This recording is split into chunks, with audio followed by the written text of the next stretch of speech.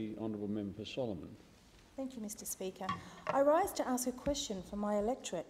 Why is the Department of Defence destroying small business and education in the seat of Solomon? And are they happy now that the first of these businesses close their doors at the end of the month, that being the Winnellie Newsagent? And will they be happy when the supermarket at the same location closes its doors, possibly before the end of the year? The House has heard me talk about this issue before. I am referring to the Save Eaton Campaign and the RAF-based houses in Winnellie. Last week I took Shadow Parliamentary Secretary for Defence Force and Defence Support, Senator Ian MacDonald, for a tour of the houses so he could see for himself the ridiculous situation that has unfolded. We then had a meeting with the Save Eaton Campaign, or the Save Eaton Campaign Committee, that is formed by the concerned community members. The newsagent Andrew Snodgrass and the supermarket owner Alan Morris both sit on the committee.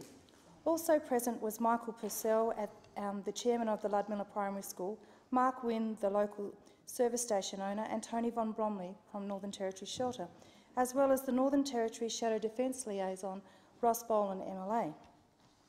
The issue is straightforward. The Department of Defence is relocating people out of Eaton, and as a result, over the next 3 to 5 years, 400 houses will either be demolished or left vacant. Right now, there are 125 houses sitting there vacant.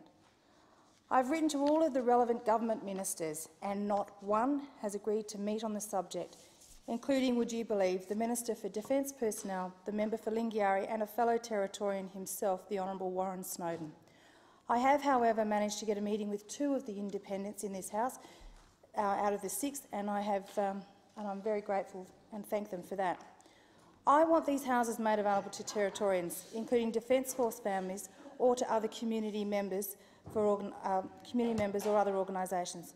Until that occurs, the Defence Department is killing small business and will kill off the school that have for several decades had at least 25% Defence family enrolment. In fact, they built a footbridge across the Bagot Road so Defence children could walk safely to the Ludmilla Primary School.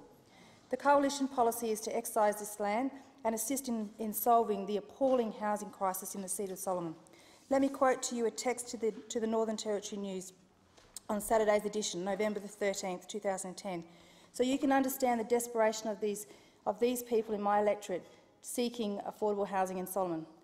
Wondering if anyone knows of any cheap units to rent. It's silly that rent is going up all the time, and it's signed homeless single mum. Taxpayers fund the Department of Defence, and they are appalled at the waste that is continuing right before their very eyes. It's time to end the waste and make these houses available to Territorians. The member's time has expired.